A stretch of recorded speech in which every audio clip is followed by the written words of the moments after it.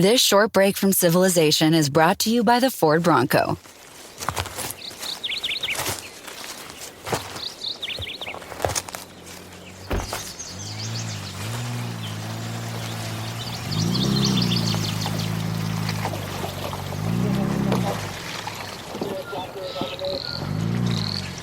Get back out there. The Ford Bronco, built wild. Learn more at ford.com/Bronco. Today on an all-new Dr. Phil, was this young actress an accessory to murder? She claimed she was duped by her ex-fiancé. I had nothing to do with the murders. What was the first thing he confessed to you that he did? The hard questions. Were you attempting to give him cover? Not at all. There are those that say that there have been inconsistencies in your story. The straight talk. I gotta tell you, that sounded like a coached response. I'm watching you close because you're an actress and you're a good one. The explosive interview. My son is dead. You're lying and you're covering it up. You said you saw a man with a black hat. I don't recall saying I saw. The police stated that you said that you saw them. Do you have any reaction to what happened to his son? It breaks my heart, and I didn't know him. He seemed to have no reaction at all. Let's do it. Why don't we stop all the drama, stop all the fighting, and let's go get you better. Here we go. Have a good show, everybody. If I can help get this family back on track, are you willing to do that? Ready, free. Take. This is going to be a changing day in your life. Go, Dr. Phil.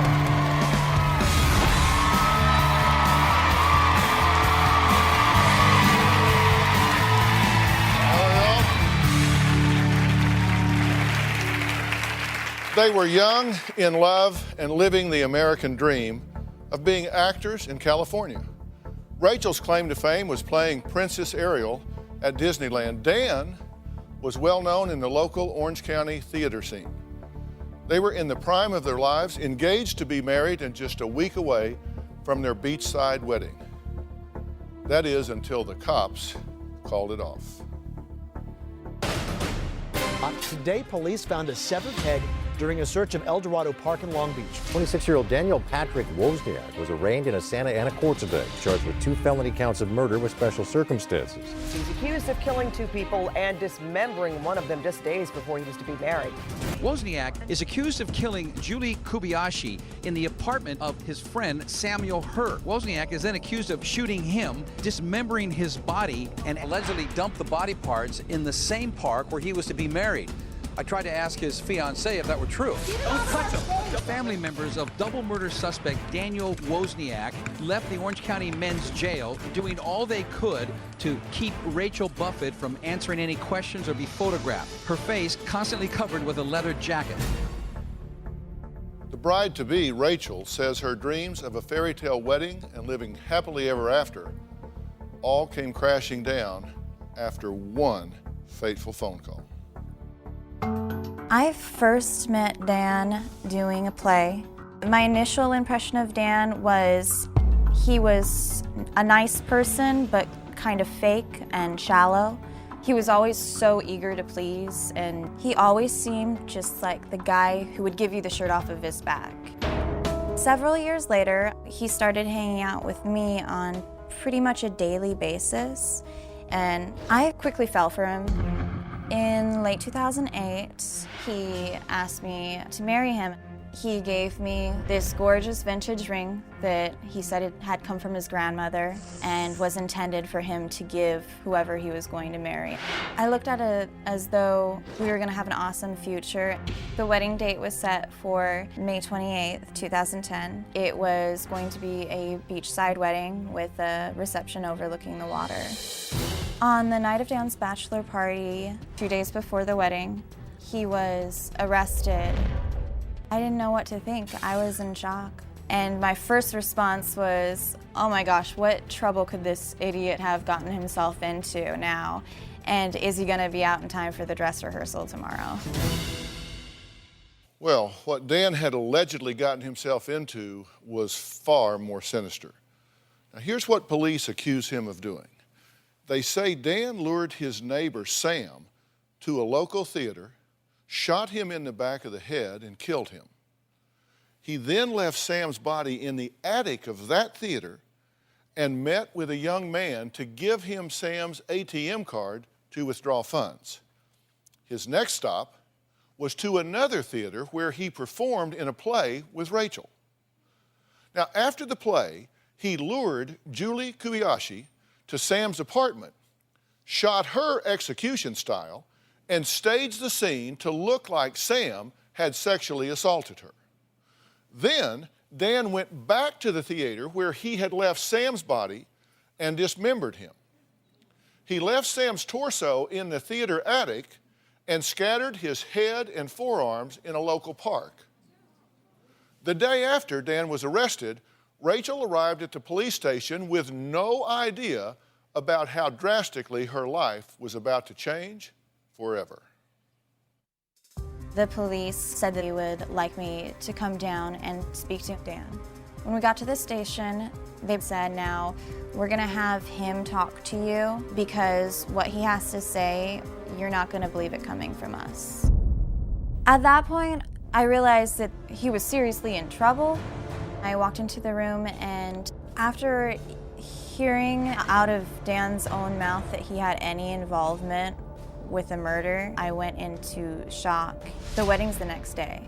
We were supposed to have our dress rehearsal that evening, and I'm finding out that he's not the person that I thought he was. After we found out that Dan had actually committed both of these murders, I'm finding out random different lies, jobs that he never had, people that he talked to on the telephone that never existed, a condo that he never owned, overdrawn bank accounts, and then on top of everything, I found out that the ring that he had given me was not his grandmother's. His parents had never seen it before. After I'm finding all this out, I'm starting to question if I've ever known him. I absolutely feel like I was duped by Dan. So, was Rachel duped by Dan? Police don't think so, which is why just a month ago, she was called into the police station again to talk about the case. It wasn't long before she realized that this time, she was the one in serious trouble. On November 20th, 2012, I got a phone call from the main detective that was in charge of the Wozniak case. He said he wanted me to sign some papers. I offered to meet him at a shopping center. When I got there, they said that they were there to arrest me. I sat in jail for 6 days through Thanksgiving weekend before anybody could get a hold of the district attorney's office to find out exactly what I was being charged with. I ended up being in there 3 weeks. I was charged with 3 felony counts of accessory to murder. It was such a preposterous notion. I had nothing to do with the murders, and I had no knowledge of the murders until after the police did. Okay, so Rachel, you now have been arrested and charged with what? 3 counts of accessory to murder after the fact. Accessory to murder after the fact, which are based on their saying you did what? They're saying that I withheld or lied to them, withheld information or lied to them in 3 separate interviews in order to help Dan Wozniak evade arrest or conviction. Did you do that? No. Did you know that he had any involvement in these murders at all? Not until after the police did. So he didn't talk to you about it, and after he didn't come to you and say, hey, I did something really stupid here, he didn't say anything to you? No. When you found out that there had been murders, at that point did he say anything to you? When the apartment complex found out that there had been a murder and it was general knowledge, there was discussion in group settings where he said, I think I was one of the last people to see Sam, who's now missing, so I know that they're going to come question me. So it was like he was setting the stage, like in case we noticed that he was nervous, he would have an excuse. But now, you said when you found out he had committed these 2 murders, he's not pled guilty to this, has he? Yeah. So at this point, these are just allegations. I mean, you can't say he did it. You don't know that, right? Well, or do you? I mean, he told me and he told the police. Okay, what did he tell you? Pretty much everything that you guys just went over in the video. And where did he tell you this? Where were you when he told you? It was after his confession to the police. So it was over the telephone. How did he start the conversation? He was crying, he was sobbing, and he said, "They won't let me see you. They promised that if I told them everything that they would let me see you." And my response was, "Okay, well, what's everything? What did you do?" And then he led into the story. And what did he say? What was the first thing he confessed to you that he did? That he killed Sam and Julie. He just told you, I killed those two people. Did he tell you how? I don't recall if he told me how. Wow, you don't recall. No. At a certain point, you reach your shock level, and I think you just like turn off your intake button because you can't handle anymore. Rachel says she's been telling the truth since day one, but there are others who disagree and say there are a lot of inconsistencies in the story she is telling. We'll talk about that after the break.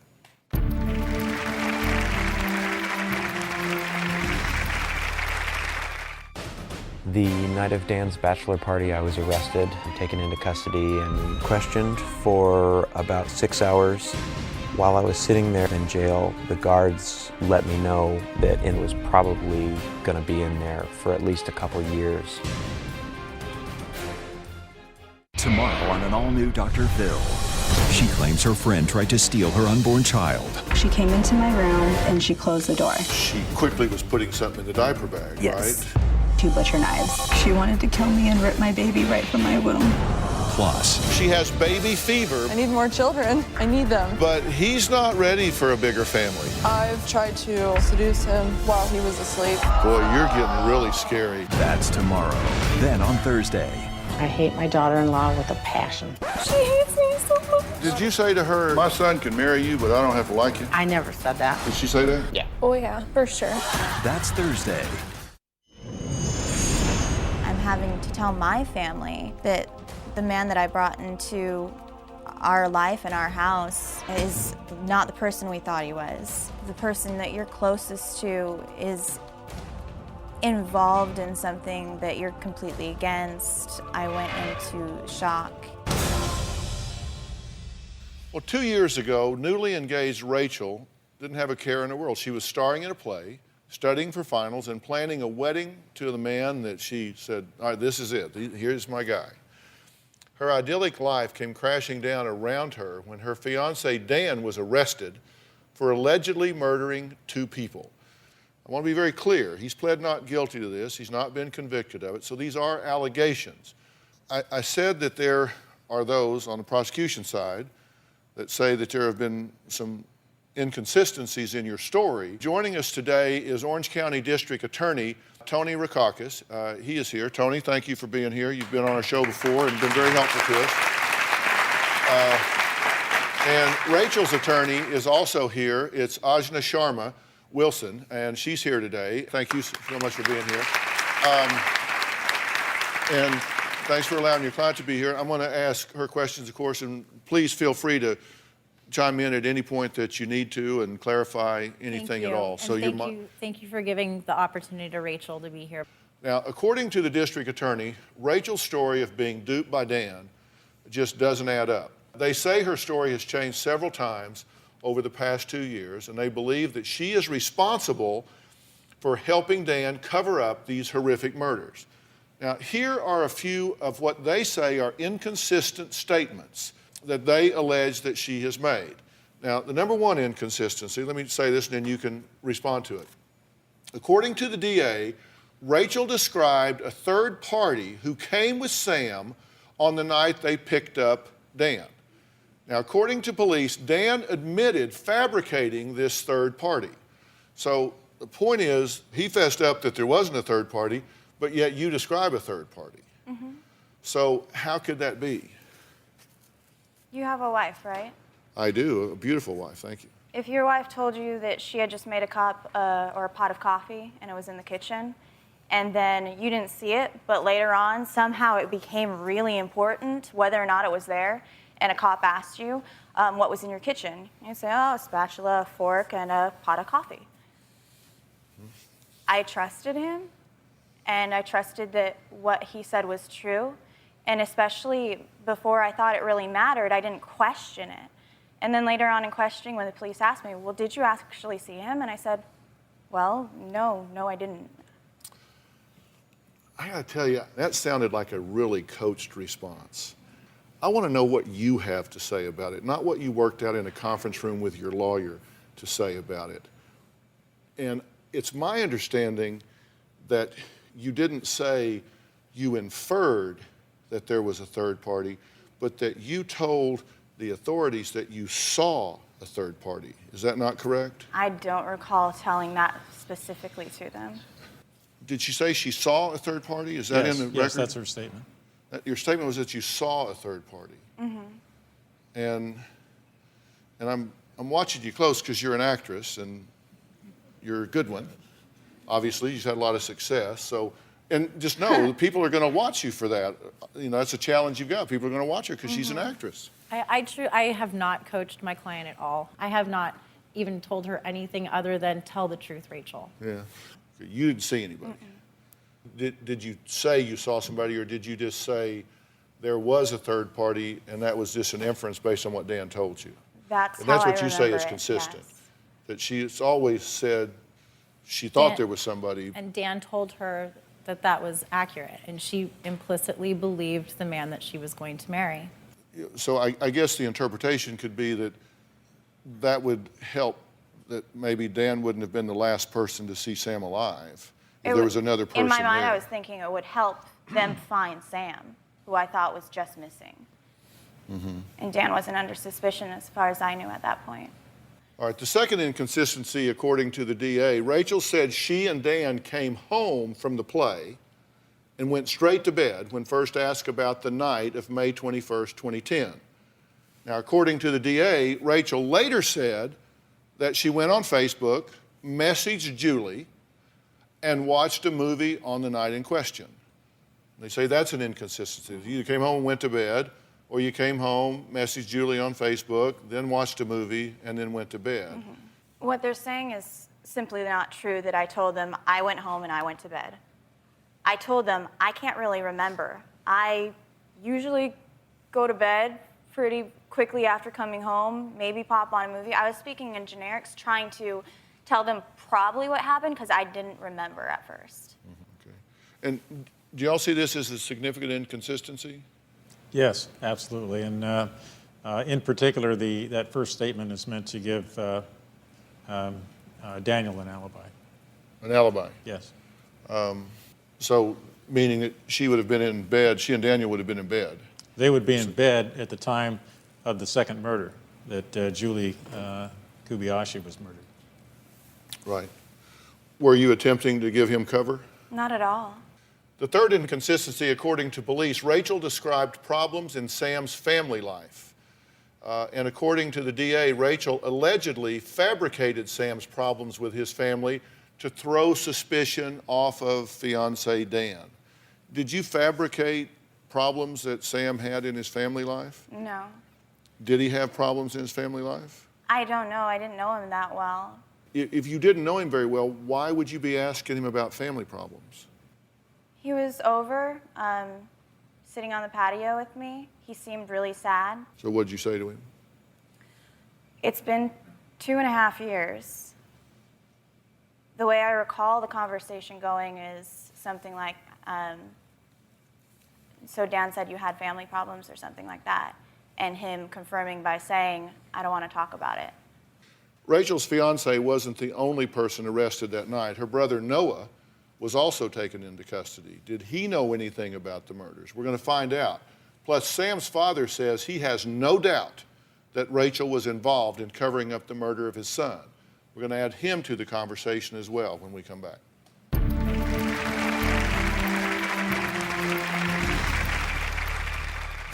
When the police told me about Rachel's arrest, was I really surprised? No, because she lived with the guy. During the preliminary hearing, there were inconsistencies in Rachel's statements in a number of occasions. I absolutely am convinced that somehow there's involvement there. Across this great country, from coast to coast, you've told me about the crossroads we're facing. That's exactly why I wrote We've Got Issues, How You Can Stand Strong for America's Soul and Sanity. This book isn't just a conversation starter. It's a roadmap for standing strong in the face of adversity, for embracing our core values when they're needed most. We're talking about real strategies for real people dealing with real issues, from navigating the complexities of today's polarized world to fortifying our families. And I set forth in the book 10 principles that I think are critical for a healthy society. This is not about politics. I'm not a politician, don't want to be a politician, don't know enough about politics to talk about it. But I talk about every angle of life as we know it, from family and relationships to the burning issues that are shaping our world today. We've got issues, how you can stand strong for America's soul and sanity. And you'll find it anywhere books are sold. It's about time we start addressing what truly matters. This episode is brought to you by Xfinity Mobile. The moment has arrived for Team USA. Stream every heart-pounding moment of the Olympic Games with fast Wi-Fi wherever you go on Xfinity Mobile. Get the fastest connection to Paris with Xfinity, proud partner of Team USA. Now through September 21st, Xfinity Internet customers can buy one unlimited line and get one free for a year. Learn more at xfinity.com/teamusa. Restrictions apply. Xfinity Internet service and 2 new unlimited lines required. Reduced speeds after 30 gigabytes of usage per line. Data thresholds may vary. When that numbness sets in, I don't even know what to do, Dr. Phil. What has one show done You're scared even talking about this right now, aren't you? to change so many lives? I thought that my life was over. I'll do whatever it takes to help you. This February on Dr. Phil. My son Nick is addicted to heroin. I love it right when it gets in my vein. Said he was going to bring an M16 and grenades to blow up the school. Nick is labeled as a terrorist. Did you threaten to kill my producer and his family? Yeah, I did. But that's not really who you are, is it? You don't know who I am. My mom hates Hannah. She's never even met her. Hannah was his best friend's girlfriend. Why does he have to take his friend's leftovers?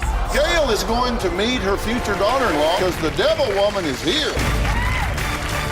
Boy, if looks could kill. February's the month for unforgettable drama. My dad would bring his friends over and watch them sexually abuse us. Why did their mother disappear over 30 years ago? There's stories that my dad kidnapped us. Your mother is alive. Did you ever try to look for us? Because I would die before I would let somebody do that to my kids. Did this friendship turn into obsession? One of my friends said it's like it's single white female. She's trying to be you. So your creep meter... Oh, it's way past creepy. I was her pea, and she was my carrot. Did you text, I need you, I will love you the right way? This February, only on Dr. Phil. I want people to know that I'm a good person and I would have nothing to do with such heinous crimes. I've never officially met the victims' families. I don't blame them for thinking ill of me because the police tell them to. I've seen them in court. They avoid eye contact with me and there's a lot of tension and it grieves me. I feel their pain and I know they're hurting more than I am. Well, that was Rachel. She is currently being charged on 3 felony counts of accessory to murder in the killings of Juri Kibuishi and Sam Herr. Now, her former fiancé, Dan, is currently behind bars, charged with 2 felony counts of murder. Now, Rachel's fiancé, Dan, wasn't the only person arrested the night of the murders. Her brother, Noah, was also taken into custody at Dan's bachelor party. When Rachel and Dan decided to get engaged, I didn't think there was anything wrong with the guy. Dan was spending a lot of time around Rachel, and when Rachel moved out of an apartment she had had to come live with me, he started crashing on the couch over at my place. The night of Dan's bachelor party, I was arrested, taken into custody, and questioned for about 6 hours where I had been, who I had been talking to, and what I had been doing with Dan in the days leading up to the wedding. While I was sitting there in jail, the guards let me know that it was probably going to be in there for at least a couple years while all this was going to trial. They never brought charges. It was probably the longest 3 days of my life. When I was first told that Dan had taken part in the whole killing, it just seemed to come right out of left field. He just didn't seem capable of anything aggressive like that. This was somebody who was in my inner circle for a good bit of time. It was just sort of bewildering to find out that you don't really know somebody. Our lives will never be the same. Well, Noah, thanks for joining us. You were arrested the night of the bachelor party. Yeah, I was. And when they were telling you that Dan was involved in these murders, you just laughed. I did laugh at the suggestion because no one who knew Dan ever would have thought that he had any sort of malicious intent or violence in him. He didn't strike you as that sort of character. Why arrest you? Just based on association, really. I had been running errands with Dan, pre-wedding errands with him the whole week leading up to the wedding. And as it turns out, I guess the police had been following me around on some of those errands, and one of them happened to be me driving him to the home of the boy he had inducted into his scheme to use Sam's credit card. Mm-hmm. He wouldn't mention who the boy was or why we were stopping there. He just said it was a surprise and left it at that. Do you believe he duped your sister? He certainly did. He duped all of us. He duped a whole network of people who knew him. And so you think he just sucked her into this and she didn't know anything about what was going on? You completely think she is innocent here? You know, I didn't grow up with Dan. I don't know him that well. I knew him for about 2 years, roughly. But I've known Rachel since she was a baby, and she just wasn't part of anything like this. But what would you have expected her to do if he came and said, look, I killed this guy, they're gonna catch me if I don't have an alibi, you gotta cover me, girl. What would you expect her to do? I can tell you exactly what I would expect her to do is she would have talked to me about it. We tell each other everything. And Would you she have wouldn't gone be to able him? to lie to me. Well, Sam's father, Steve, is here and says he is sick of Rachel acting like she is the victim. Listen to this. Sam was my best friend. Sam had a very outgoing personality. He was a combat veteran from Afghanistan. He was very easygoing, just an overall big galoot. The last time we heard from Sam was on Friday, May 21st, 2010. Around noontime, he spoke to his mom. The next day, he was supposed to come over the house. Periodically, I called to see if he was coming over, and we weren't getting any answer. So I figured I'd go over there, see if everything was okay. When I first walked into the apartment, everything seemed quite ordinary. I said hello, glanced into the bedroom, and that's when I saw Julie. You find a dead body in your son's apartment, the first thing you might go, what happened here? Did he do something? And I said, this is not my son. He couldn't have done this. Sam was missing and became a suspect immediately, May 27th of 2010, close to a week later. The police came over the house and told us that Sam was murdered. Underneath, I felt he was already dead. But when they confirmed it, it was a tough go. Your lives are crushed when you get news like this. Today, police found a severed head during a search of El Dorado Park in Long Beach. The victim's neighbor, Daniel Wozniak, was charged Friday with 2 counts of murder for the deaths of Samuel Herr and Herr's girlfriend, Juri Kibuishi. The next morning, the police called to Steve, before you find out from the TV, we have to tell you that Sam was dismembered. That's when I lost it. That's when I lost it. They were looking for body parts at a park. That was Friday. Saturday, May 29th was Sam's birthday. And I'll never forget that on my son's birthday, I was praying that they would find his head. Well, Sam's father is here. We're going to talk to him right after the break.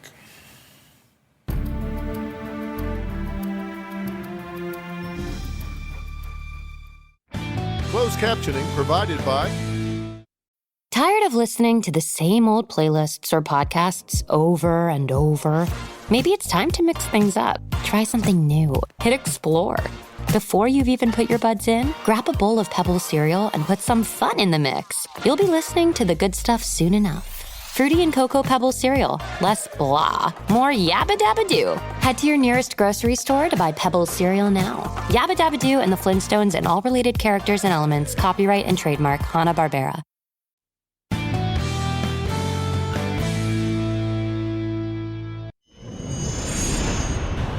very shocking story. It's out of California. A young California actress police are now calling an accessory to murder. Rachel Buffett. It offends me that Rachel is going on TV trying to plead her case. I'm innocent. Rachel Buffett maintains she was duped by her ex-fiancé. Every single time I see that, I relive finding Julie's body. I relive the evening they came over and said Sam was found murdered. I relived that morning when they found his head on his birthday. I relived that. Well, Steve's son Sam was murdered 2 years ago. Rachel was recently charged with 3 felony counts of accessory to murder after the fact in that crime. Steve wants justice for his son and for Rachel to finally stop acting and tell the truth. Steve, first off, thank you for being here. Thank you.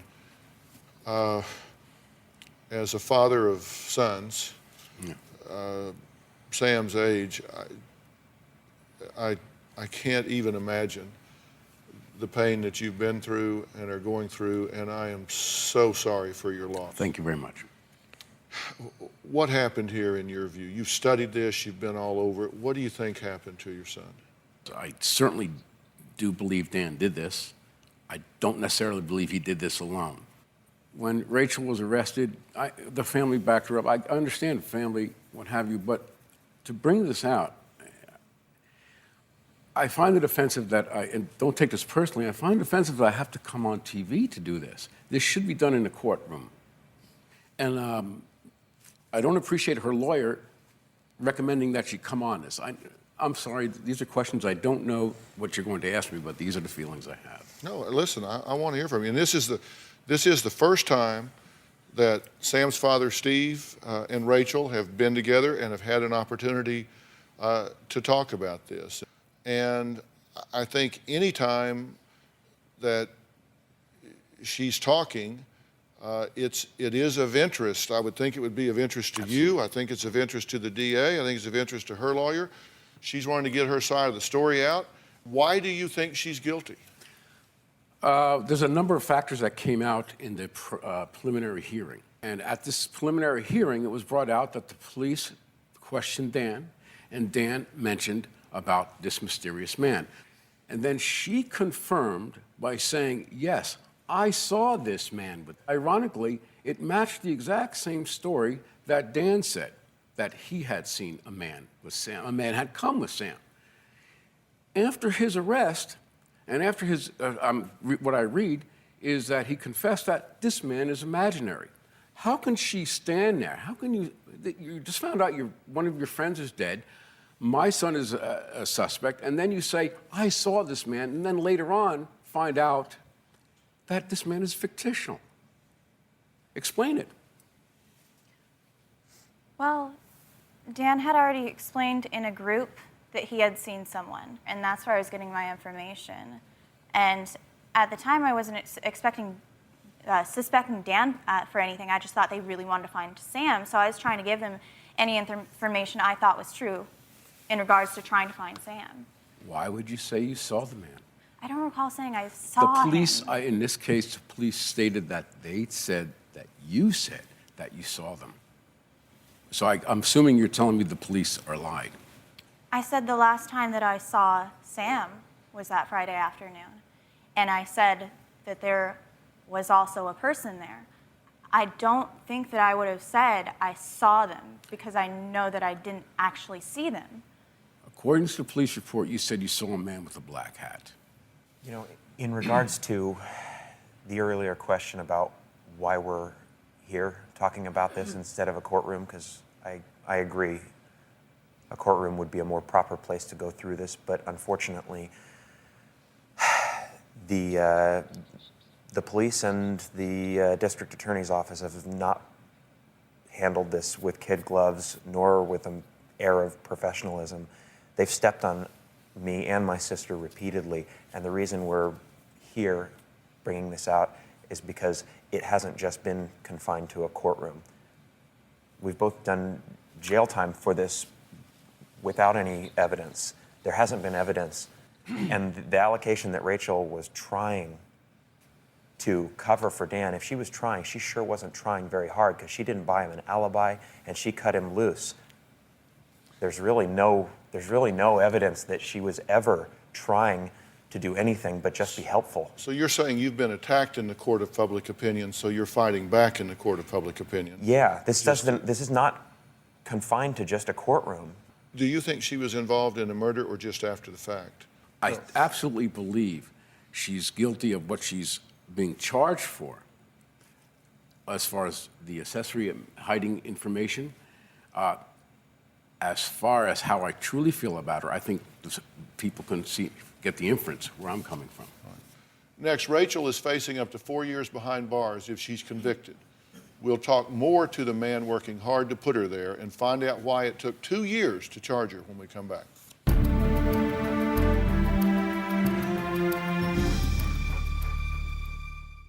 Tomorrow on an all-new Dr. Phil.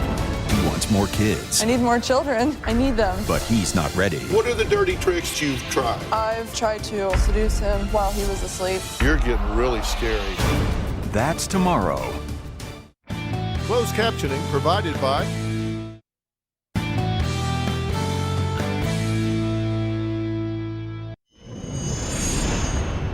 If you're a father, you would know what I'm thinking.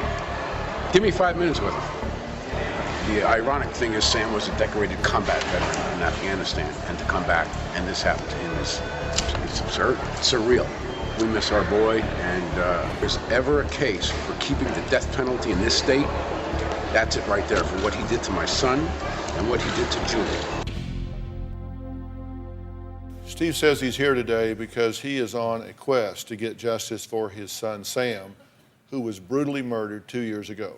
Rachel's fiancé is behind bars, accused of that crime, and the prosecutors say Rachel helped him cover up the deaths.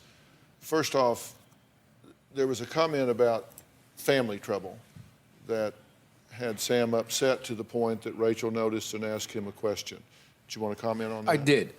Rachel had mentioned that Sam confided in her. Well, it alluded to the fact that Sam was having family.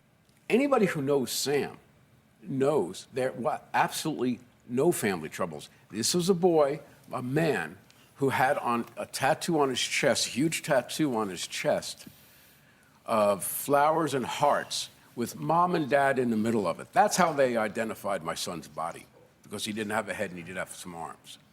So to her to indicate that there were family problems, or she heard Sammy say that, what she did, Dan, it's funny because Dan said the same thing in his alibis. So your story absolutely coincides with your ex-fiance's, Dan's, which, as we know now, were fabricated. Explain that. As simple as he was having girl problems and just didn't want to tell me. We're not talking about girl problems, we're talking about family problems. I don't know why he would have said it. Let me ask the district attorney, if I could, why did it take 2 years to charge her as an accessory for the murders? Well, it's been a long and hard investigation. By the time we finally got to the point where it seems to be pretty clear that there isn't going to be any additional evidence come out, it was decided that Rachel could only be charged with accessory after the fact. And so that was the charge, and it was brought when at the time. That doesn't make much sense to me. Dr. Phil, do you mind if I ask the district attorney a question directly? Why should go excuse ahead. me, Noah, you seem to be your sister's mouthpiece. Sometimes. I'm up here by myself, and I have my family over there. I realize you're representing your son. And I'm representing Sam, and Rachel, I'm assuming, can represent herself. But she you're can. pretty much doing most of the talking. But I'm willing to answer any question Dr. Phil brings to us with my best ability. I think Rachel should have that, and it seems like you're doing most of the let her talk. Do you want to ask her a question?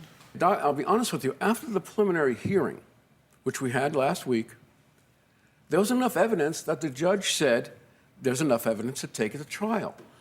I was aghast when the next night I get a call saying you're going on TV. What does that tell me? It's like I want to go out there and do it in the courtroom. My son is dead. My son and his friend, his tutor, they're both dead. He was cut up into pieces, and you to come on here and go on the TV stations, poor me, that offends me. That offends me, and I'll just leave it at that.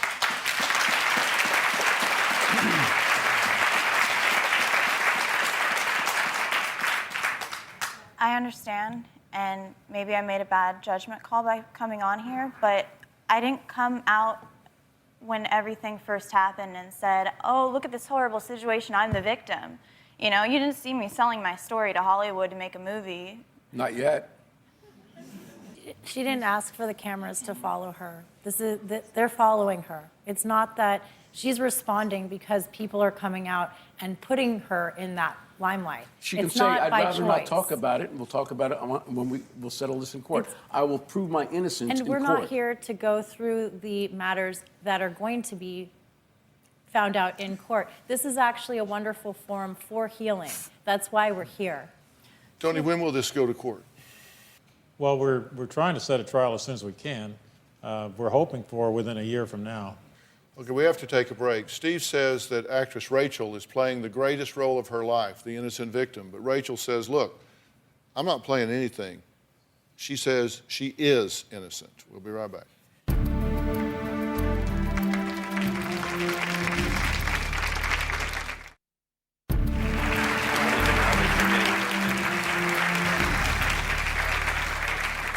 We've been talking about the horrific murders of two young people and the lives that have been ruined since. Now, Steve lost his son, Sam. Rachel lost the man that she planned to spend the rest of her life with and is now accused of helping cover up the crimes. You know, I think everybody here wants justice. And, you know, Rachel, if you are falsely accused here and you weren't pulled into this cover-up, then a lot of people are going to owe you an apology for accusing you of it and trampling on your reputation. If you were, that was a mistake and you need to own it and move on with your life. At this point, you know, there's a lot of open wounds here, and you understand why this man is hurting. He hasn't gotten justice for his son yet. How do you feel about what happened to him? It breaks my heart, and I didn't know him and wasn't even close to him. And I watch you watch it, and you seem to have no reaction at all. It's absolutely horrific. But I think, I know that I'm not the main victim. Sam and Julie are the main victims. And then I think even secondary would be their families. I'm after all that. I realize that. And that's why I didn't want to come out in the limelight before, 2.5 years ago. I tried to keep it to myself and tried to work through it and try and do my own little healing process or whatever. But because of how much these people are hurting and they think that I had anything to do with that, it's bringing up a lot of pain for me. And I guess that's why I don't want to wait for it to go through court. I'm so happy that it will, so they can see that I had nothing to do with it. But I want some sort of healing, or at least for them to just know that I didn't have anything to do with their pain before that. Do you believe she belongs in prison? Yes. Yes, I do. And if she truly feels for the family, I would appreciate her stopping trying to get other I'd appreciate if she doesn't give any more interviews until the courts. In my estimation, what I've read about is that my belief is you're lying and you're covering it up. But we will find out in court. Before we go to break, I need to read a statement from Julie Kibuishi's family. They speak about her in the present tense. Julie is one of the sweetest, brightest, and most cheerful individuals. She snorts when she laughs too hard, and she's the one you'll hear singing from the top of her lungs at any concert. Julie is always there for her friends and family. She's the type of person who would drive up to LAX from Irvine at midnight just to pick you up at the airport. She's always had a passion for musical arts and dance. Our family appreciates the hard work that the detectives and district attorney's office have done thus far, and we rely on their expertise to help bring this case to closure. We'll be right back.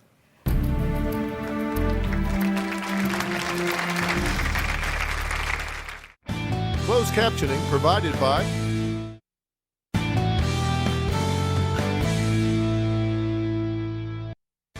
We have a lot of fun here in the studio audience, right? We have a lot of fun here. If you're going to be in the Los Los Angeles area and you would like free tickets, go to drphil.com and click on Be in the Audience, or you can call 323-461-PHIL. That's 323-461-7445. Well, I want to thank everyone that came here today to talk about this very, very important situation. A special thanks to Ajna Sharma Wilson and the Orange County District Attorney, Tony Rackauckas. So thank you guys both for coming and talking about this. For more information about today's show, please go to drphil.com. I appreciate you being here. So long. Thanks so much. Thank you so much. Really appreciate it. Tony, thanks so much. Appreciate it.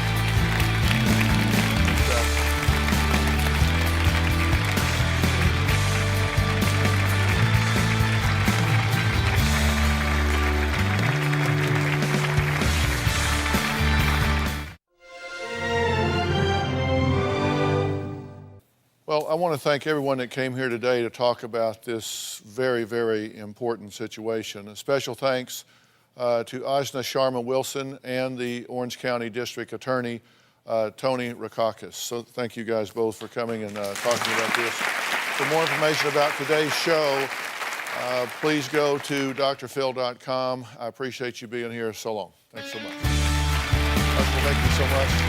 Really appreciate it. Tony, thanks so much. Appreciate it.